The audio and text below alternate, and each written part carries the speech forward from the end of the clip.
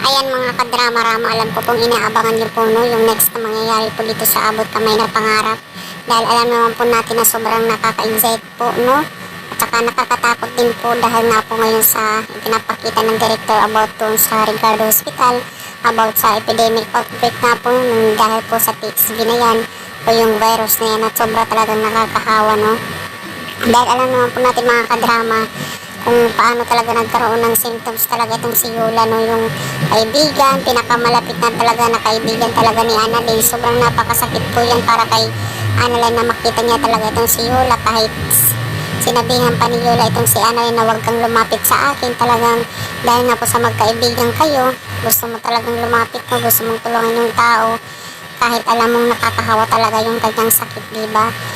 So, possible talaga, no, itong si Annalyn din yung magsabi dito kay Yola dahil alam naman po natin na pag sumuka ka ng dugo, yung pinakamahirap daw nun is yung tumulo na yung dugo sa ilong mo. Kagaya yung nangyari talaga kay Michael na noon is nagsusuka lang siya ng dugo tapos yung time na gusto niya nang magpakasal dito kay Denise ay talagang sumuka, ay nagkaroon nga po talaga siya ng dugo sa ilong, no. Talagang tuluyan na nga po, no, mga kadrama na nagpaalam talaga itong si Michael or sana nga po dumating na talaga itong gamot, no? Dahil para gumaling na itong si Yola or kung si Michael man mabuhay pa, no? Dahil hindi naman natin nakita kung totoo talagang namatay na talaga totally itong si Michael, diba? Sana nga po is makarecover pa po sila, no? At saka dumating na talaga yung test kit o yung medicine talaga dito na talagang yun ang makakagamot talaga sa kanila, diba? Dahil talagang naka-lockdown ngayon yung hospital, kahit nga po itong si Annalyn is natatakot na din po dahil yung mga kaibigan yung mga mahal niya sa buhay talagang unti-unti nang nawawala, diba?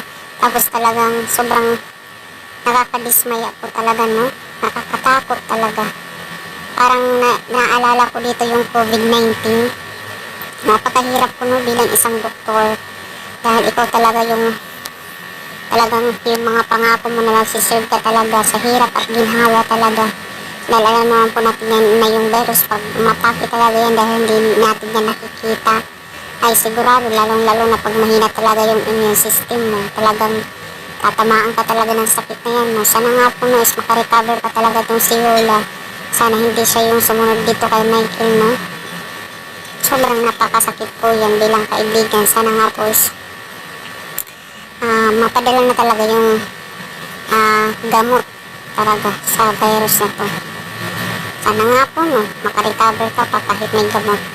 Kasi pag tumama na siguro sa baga mo, di ba, sa ibang vital signs mo, talagang napakahirap na yun mga kadrama.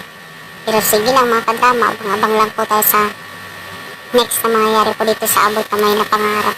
Di ba, dahil ngayon nakapokus po yung director ngayon sa sakit na yan. Diba? So yun lang po mga kadrama, huwag niyo pong kalimutan na i-like, i-share at saka i-subscribe po yung aking channel para sa susunod na video is ma-update ko po kayo. Thank you so much. Bye bye, abang-abang na lang po tayo.